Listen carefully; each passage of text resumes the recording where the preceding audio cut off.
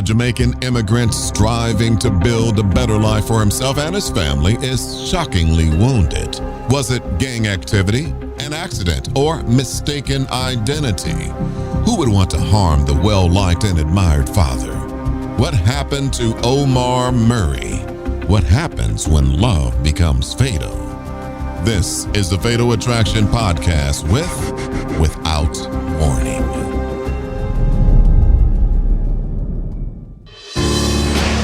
He was a hardworking immigrant, striving for a better life. He was just a hardworking individual, took care of his mom, took care of his family. With a new wife and baby at home, all his hard work was worth it. He'd literally break his back just to make ends meet, to make her happy. The sky was the limit. But it all comes crashing down. They shot the guy 3 times in his house. He was bleeding out. Was he an innocent victim of a violent neighborhood? The crime rate was through the roof.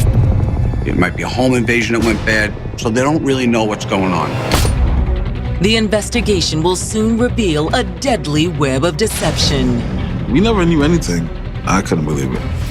You have somebody who is highly motivated to lie because his very life depends on it.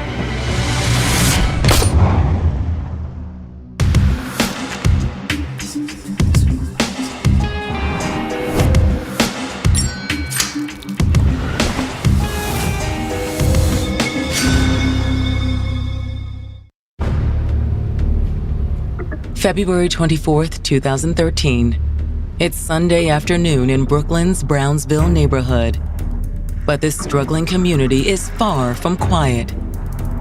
There's a lot of robberies, a lot of drugs, a lot of gangs, probably the highest crime rate in New York City. There were murders, shootings during the daytime. It was just not a very safe neighborhood. This Sunday is no exception.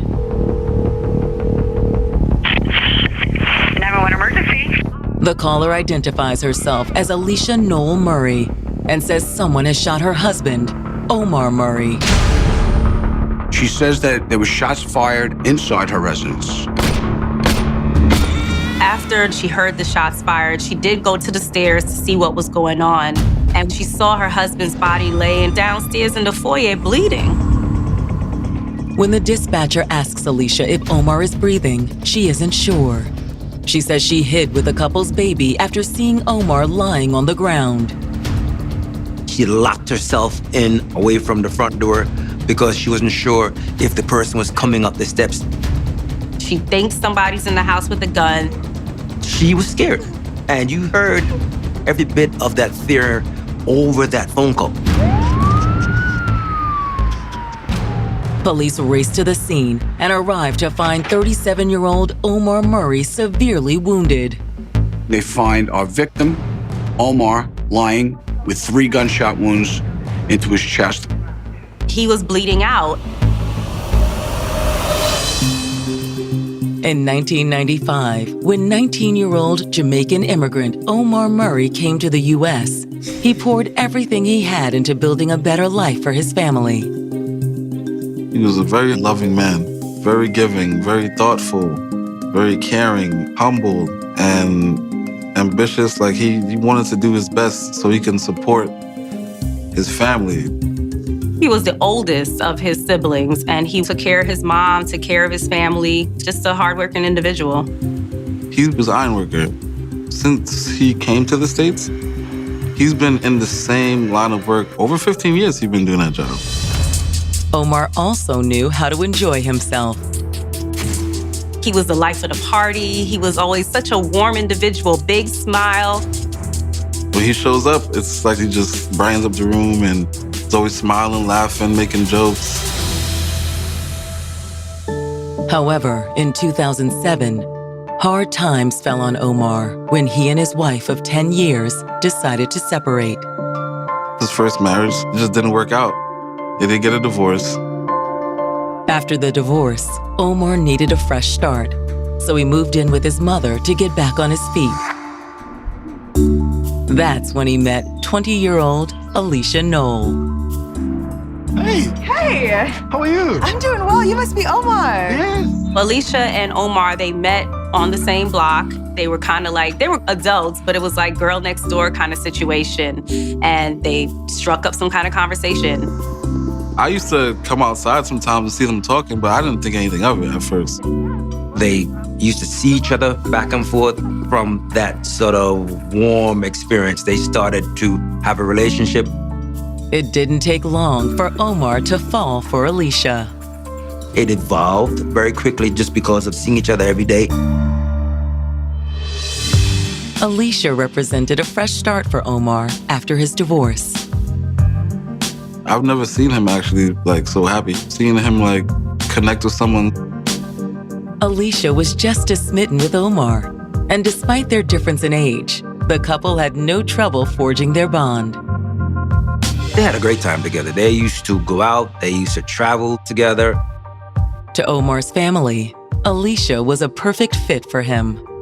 She'd be in the house, she would be talking to my mom. We trusted her, and she started to become family.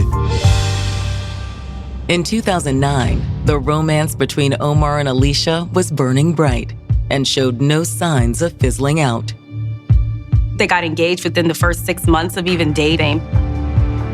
This was the woman of his dreams, the best thing that's ever happened to him. Omar and Alicia married in August of 2010. The wedding was really good. A lot of family came. We all had a great time. They seemed really, really happy. He was absolutely in love with his wife, and she was in love with him. It wasn't long before Omar and Alicia had another reason to celebrate. Shortly after they tied the knot, Alicia got pregnant and gave birth to Omar's daughter. He was very happy to be a new dad. This guy's a family guy. He loved his kids. With Omar making good money as an iron worker and Alicia as a registered nurse, to make sure they had room for their growing family, the couple bought a $500,000 townhouse in Brownsville. It was a nice two-family house where they were able to rent out the downstairs. The both of them were hardworking young people.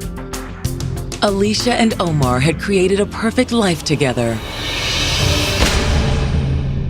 But a violent attack will rob them of their fairy tale ending when on February 24th, 2013, Alicia Noel Murray notifies police that her husband has been shot. She was very emotional. They trying to talk to her to figure out what's going on. EMTs rush to save Omar's life as detectives collect more information from Alicia. She saw Omar lying with 3 gunshot wounds into his chest, a lot of blood. While Omar fights for his life, police begin the investigation into what happened. The clock is ticking for Omar. Was Omar Murray in the wrong place at the wrong time? Or was he a target? We are on the verge of finding out what happened to beloved dad Omar Murray. Stay tuned for more of the Fatal Attraction Podcast. With a new home and a new baby, 2013 appeared to start off perfectly for Omar and Alicia Murray. It seemed like it was a good time for them in their marriage. Now, on the afternoon of February 24th, the NYPD have just found Omar in the foyer of the couple's Brooklyn townhouse, bleeding from multiple gunshot wounds. He's still breathing. EMS takes him and they bring him to Brookdale Hospital for treatment. While the doctors work to save Omar, detectives are questioning Alicia about what she witnessed.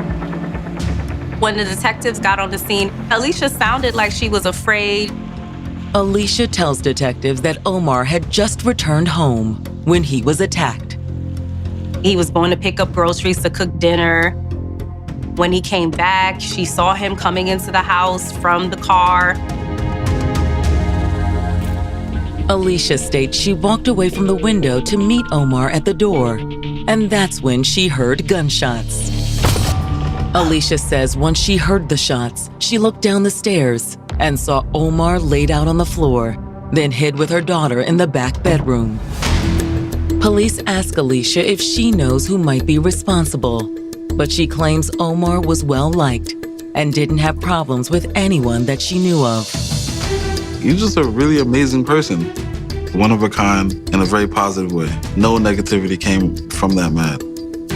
After getting Alicia's statement, officers escort her to the hospital while detectives continue their investigation. They come now process the crime scene.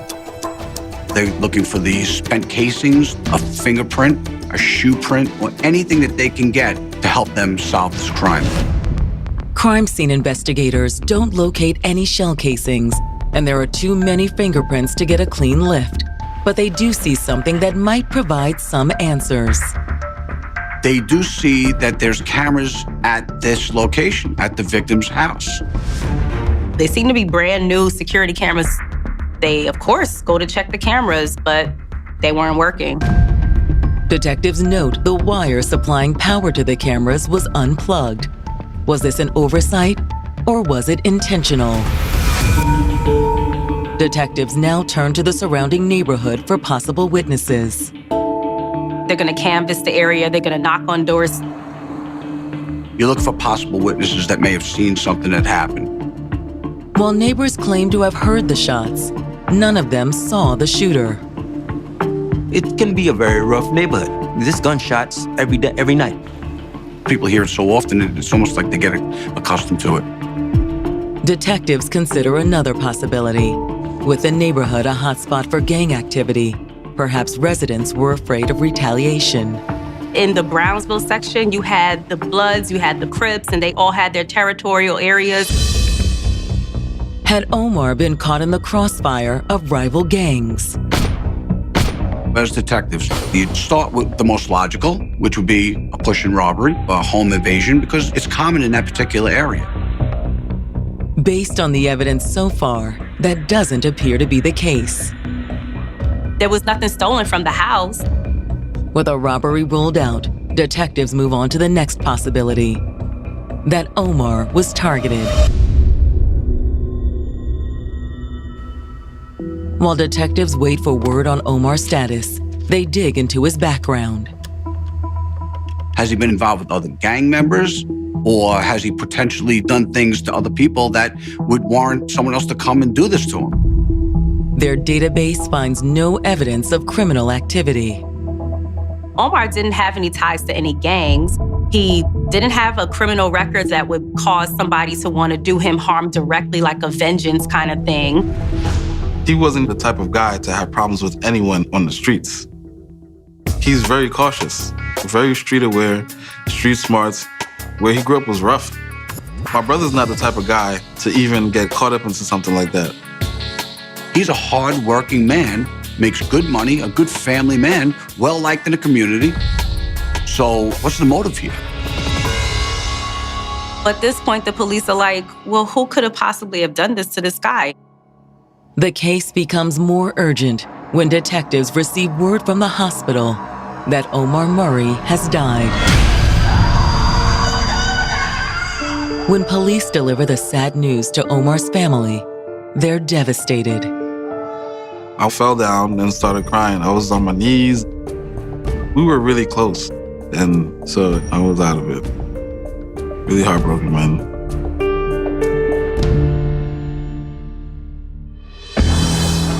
As the family grieves, detectives, now investigating a homicide, catch what they hope is a break in the case.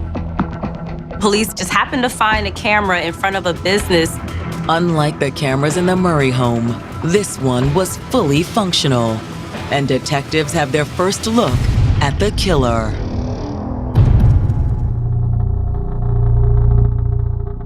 We are on the verge of finding out what happened to beloved dad Omar Murray.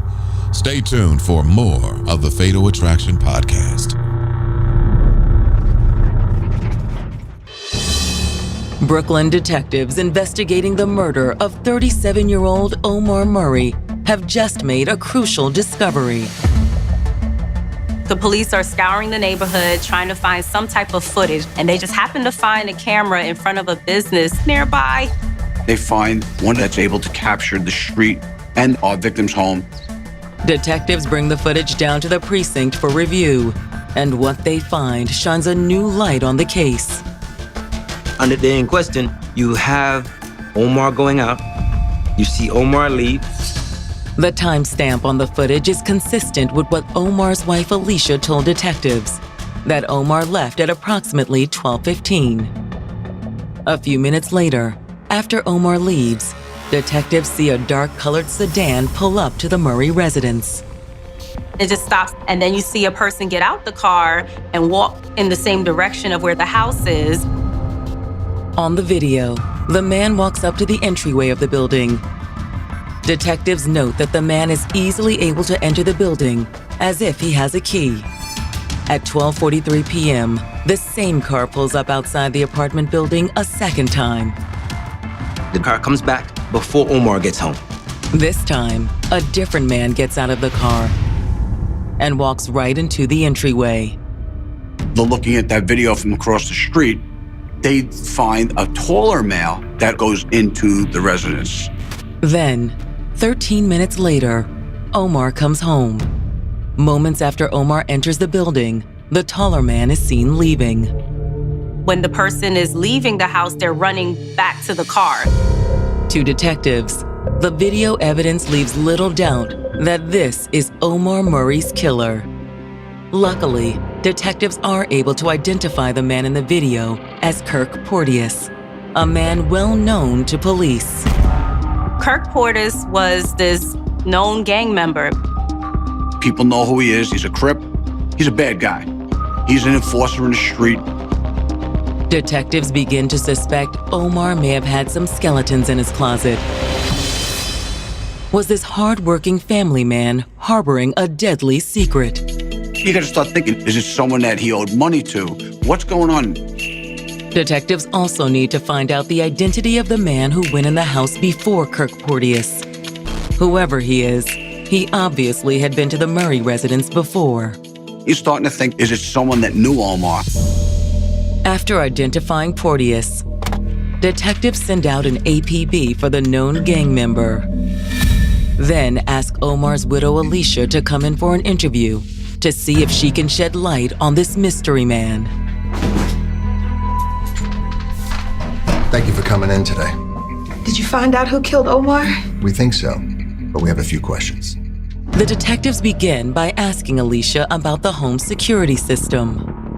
The cameras in the foyer were not hooked up. Any idea why?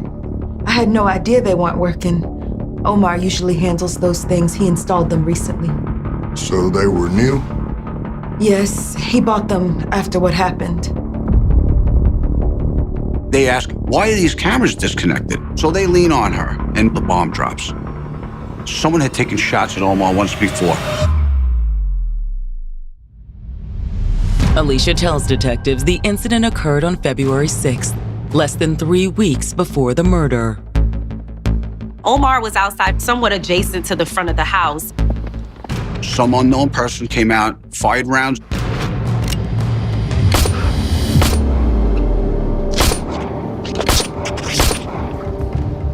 Omar escaped the hail of bullets and got in the house and screamed for Alicia, saying, "Somebody's shooting at me."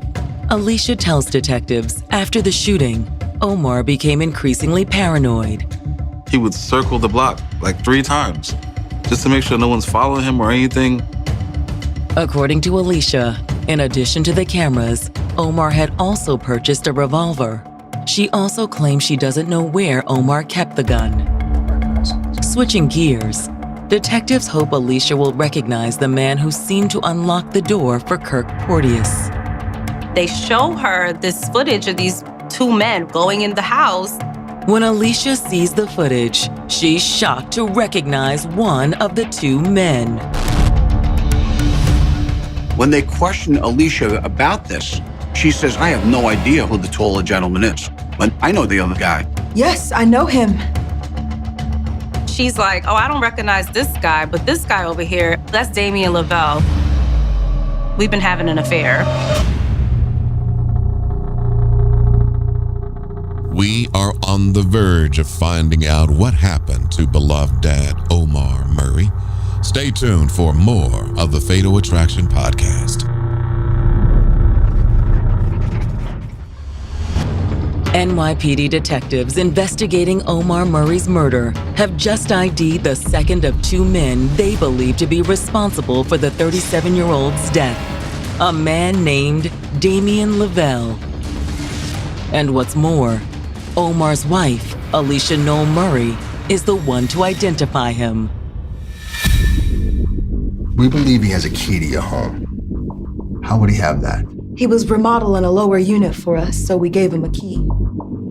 I should also tell you, he and I were involved. She admits that she was having an affair with Damien. And now the police are like, whoa, what's going on here? Did Omar know? No, he was too busy to notice. When pressed by detectives, Alicia reveals her affair with Damien was in response to Omar's own infidelity. She found out that he was cheating just before they got married. But Alicia forgave him for it, and they still moved on and got married. Though she tried to repair the relationship, Alicia says their marriage was far from perfect. Those issues from before the marriage just continued into the marriage. She finds out that he's cheating again. Look, I was hurt and angry, but then I met Damien. Alicia tells detectives the news had come at a difficult time for her. She had just given birth, and it was a difficult pregnancy for her. Alicia claims she first met Damien shortly before he started renovating the lower level of the Murray home. They used to see each other often, or to be clear, he used to see her. At some point, he started speaking to her. Emotionally, she was needy. She wasn't feeling beautiful. Alicia confesses eventually the innocent flirtation became physical. They became a little bit more intimate, and that's when the affair started. According to Alicia, the renovation work provided the perfect cover. He's downstairs fixing up the drywall. She's upstairs, and as soon as Omar leaves for the day, they will get it on in the house. After feeling both betrayed and neglected by Omar, Alicia relished the attention from Damien. Alicia also admits that as she became more angry with Omar, she began taking more chances with Damien. She actually admitted that they'd have sex while Omar was upstairs in the house. It was almost as if she wanted to get caught or she wanted to hurt him as much as she was hurt. It wasn't something that she was proud of. However, according to Alicia, she knew the affair wouldn't fix things with Omar. She seems to be a little bit ashamed for even doing this. She said that she wasn't leaving her husband. She said at that point she didn't want to be with Damien anymore. Did you break it off with him? Yes. Well, how did he take it? He didn't want to hear it. He really wanted to be with her. They were going to be together. As an investigator, you have to think that Damien must have done it because he wants to get rid of the husband. Realizing her affair with Damien may have led to Omar's death, Alicia breaks down. Oh my God. What have I done? She believes it's her fault because she brought the guy into the house. So she's guilt-ridden. Detectives press Alicia to give them any information she can on how to find Damien. Alicia complies and she turns over all his contact information. It's only a few hours before detectives are able to track Damien down and bring him in for questioning. They're asking him all these questions about Alicia, Omar's murder, and he's looking like, I didn't do anything. I don't know what you're talking about. Well, maybe you could explain this. They show him the video, and clearly he could see the jig's up. They got me. So he says, okay, I was having an affair with the wife. We know that Porteous pulled the trigger, and that you let him in. What's he gonna do? And he tells him the whole story. Damien admits that he'd hired Kirk Porteous to kill Omar Murray. Kirk Porteous was this known gang member. He was known as that guy that would just do anything as long as you were paying. How much did you pay him? Due was for $3,500. $500 up front. Damien tells detectives he'd already paid Kirk $500. The remaining $3,000 had not been paid. My brother's life got taken for like $500. Kirk was going to murder a man, take away his life for $500. That's all he was getting. Detectives now need one last piece of the puzzle before they can bring formal charges against Damien Lavelle and Kirk Porteous. Was Alicia Noel Murray involved? That's when Damien delivers a bombshell accusation against his lover. Why did you do it? For Alicia. Because you were in love with her. Yes. And because she told me to. It was her idea, is what he told the police. He says that she wanted to kill her husband. He's so in love with her that he's agreeing to commit murder. We are on the verge of finding out what happened to beloved dad Omar Murray. Stay tuned for more of the Fatal Attraction podcast.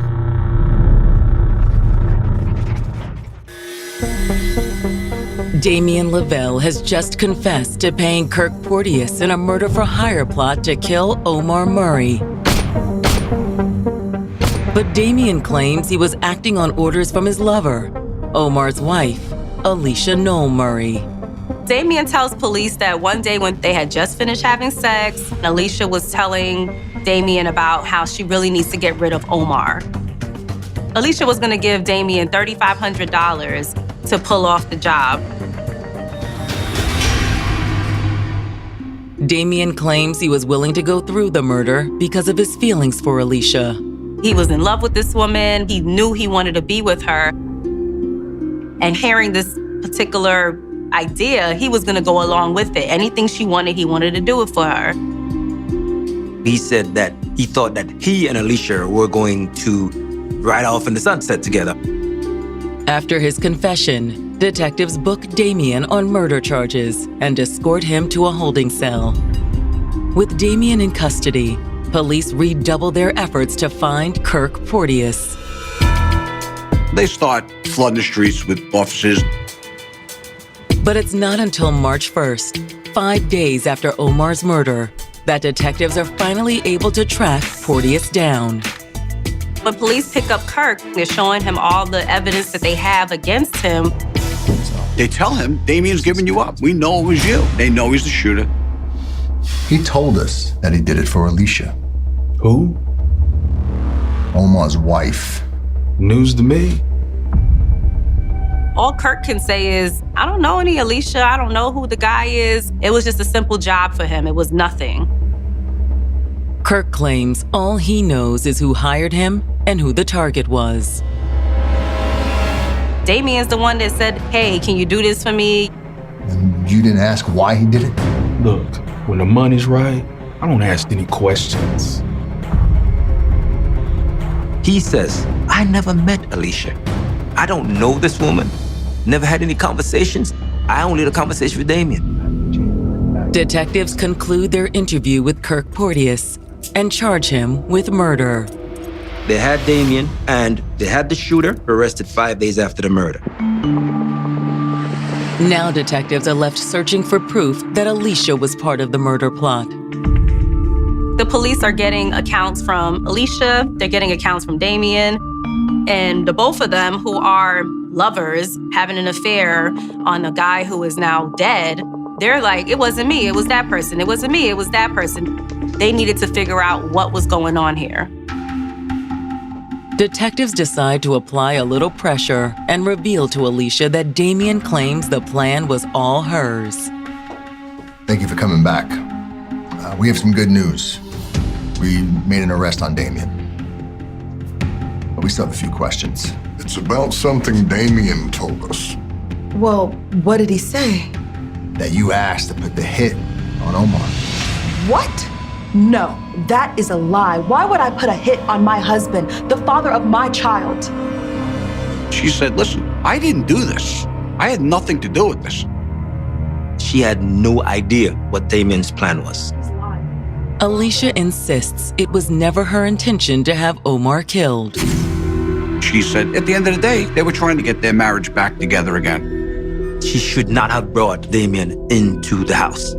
But it never had anything to do with killing her husband. The affair with Damien. It was her way of getting back at Omar. I was angry with Omar, but I didn't want him killed.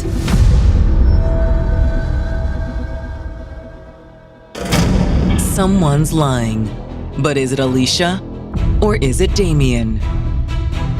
Damien, in his mind, I think he begins to put something together about how he could have Omar's life. If Alicia was really part of the murder plot, why would she identify Damien from the security footage? Why would she admit to the affair or the previous attempt on Omar's life? It just doesn't make sense. When you think about it, everything would point to Damien, that Damien orchestrated this whole thing by himself. However, detectives aren't quite ready to write off Alicia as a suspect. That's all we have for now. They release Alicia and reach out to Omar's family to gain insight into the couple's marriage. So once the police have all these different storylines about Alicia, Kirk, and Damien, they then decide to start back from square one. They go to the family. They want to talk to Omar's mom, his relatives. The family admits that the couple had their share of problems. My brother seemed like he was just over it. Like he just wasn't even there anymore. So I kind of had a feeling something was going on. Omar's family tells detectives they never believed Omar was in danger. I felt something was wrong, but I didn't say like anything. I just asked him if he was all right. He's like, yeah, I'm good. The family had never heard of Damien Lavelle or Kirk Porteous. The family are like, who are these people? We have no idea who they are. Talking to the family still leaves detectives with more questions than answers. Why would she be involved and why would she want her husband dead? Looking for answers, detectives pull the couple's financial records and make an astounding discovery. Omar and Alicia Murray were drowning in debt. The car payments are late, the mortgage is late. The mortgage was over $500,000. They have other kind of bills that are just piling up. Her credit cards were blown up, maxed out.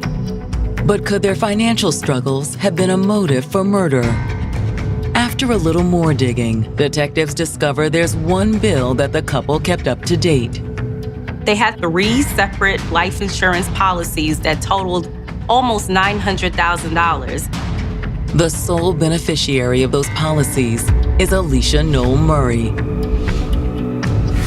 The possibility of collecting almost $1 million upon Omar's death may have been too tempting for Alicia.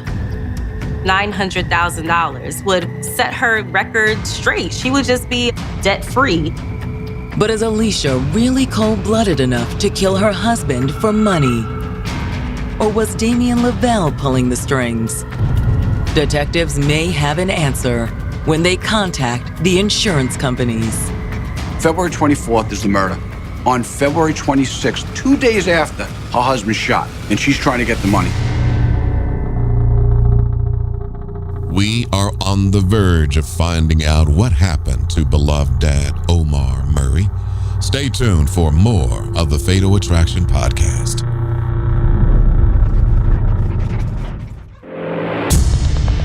Detectives investigating the murder of Omar Murray have arrested 2 men, gunman Kirk Porteous and the man who confessed to hiring him, Damien Lavelle. Detectives now believe they've also uncovered a possible motive for Alicia Noel Murray's involvement in the crime. Almost $1 million worth of life insurance on Omar. The detectives call up and freeze those accounts until our investigation is done. And she wasn't able to get that money. With the insurance payout on hold, Investigators continue searching for evidence that can confirm Damien's story. The police get the phone records from Alicia. Combing through the phone records, detectives hit the jackpot. They were able to obtain text messages, which were incriminating.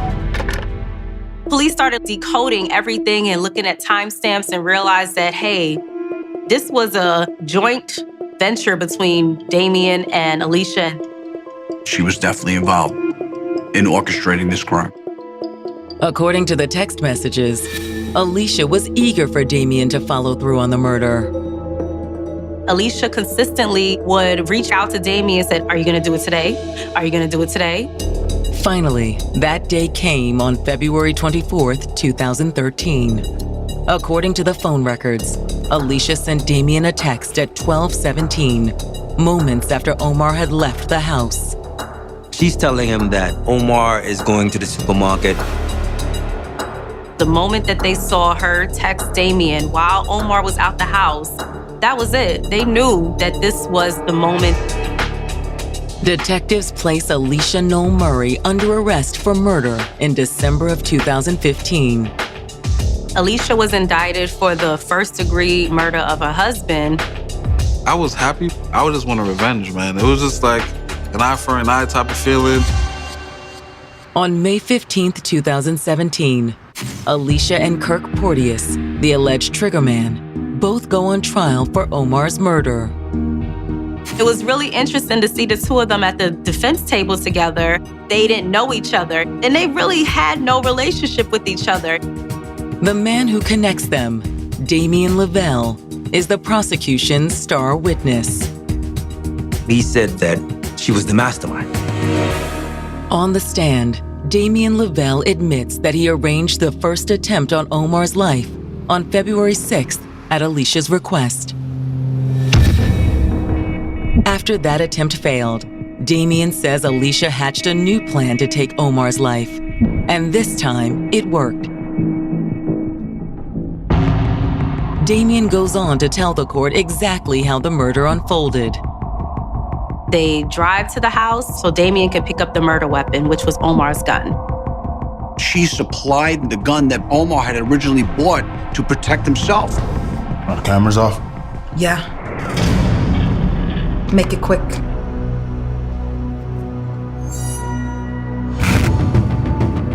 Damien returns to the car and the two drive around. When they return at 12:43, Damien hands the gun to Kirk Porteous.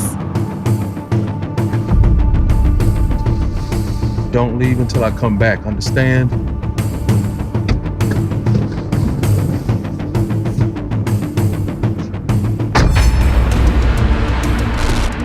A few minutes later, Omar comes home and walks right into the ambush. As Omar was opening the door to the house, Kirk opened fire on Omar.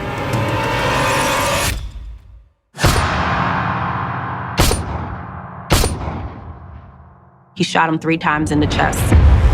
Then, leaving Omar fatally wounded in the foyer, Kirk makes his escape. And once Damien and Kirk were both gone, Alicia dialed 911. It's a complete account of the murder from start to finish, but is it true? When it's the defense's turn, they tell the jury to consider the source. You have somebody who is highly motivated to lie because his very life depends on it. Then, after planting a seed of doubt in the jury's mind, the defense puts Alicia on the stand. She was just cool as a cucumber. She was very, very strong. Alicia is adamant that she had nothing to do with Omar's death. She said, it was Damien. He wanted me to be with him and orchestrated this whole thing by himself. Alicia also offers an explanation for the text she sent Damien shortly before Omar's murder. She claims her affair with Damien was still on, and she invited him over for sex. She said I asked him to come over for a quickie while Omar was out at the store. She can't be more sorry about the cheating, especially what it led to, which is the death of her husband. She did seem like she regretted ever meeting Damien. She said it over and over. This is wrong. But that is not evidence of murder. She's communicated with him just to say, look, he's not home. Come now. That's it. Will the jury agree? It only takes them 2 hours to reach a verdict. Alicia was convicted of first-degree murder. At Alicia's sentencing hearing, Omar's family argues for the maximum punishment. They laid it out there. What a cruel and terrible person she was.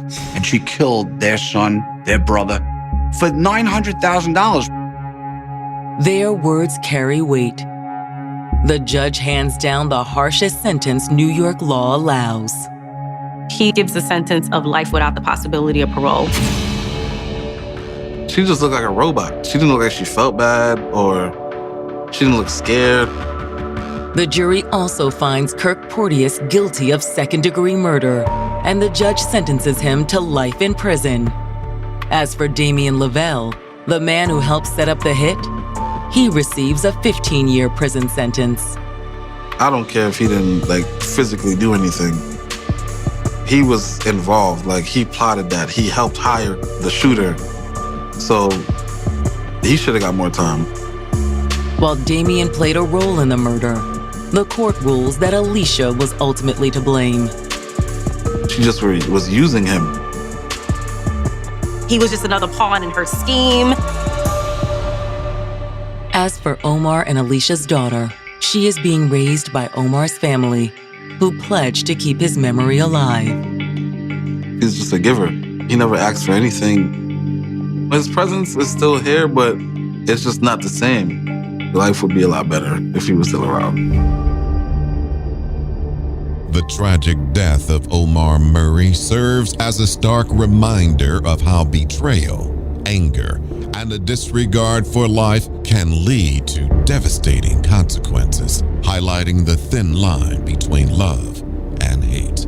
It's a reminder that we must question who we allow into our lives and recognize the warning signs of those with ill intentions, disguised behind dishonesty and unfathomable deceit. Coming up on the next episode of the Fatal Attraction Podcast. She was finally settling down with the love of her life. She was crazy about it. He was her one true love. She believed that they would be together forever. But their forever would end far too soon. She didn't make it. She was drowning in her own blood. There were multiple stab wounds. And on the wall near her body, a message from the killer. There were these words, these hateful words. A sister desperately searches for her sibling after her calls go unanswered. What she uncovers will immensely impact both sisters' lives forever. What happened to Selena Knight? Tune in to the next episode of the Fatal Attraction Podcast. We will see you in the next episode.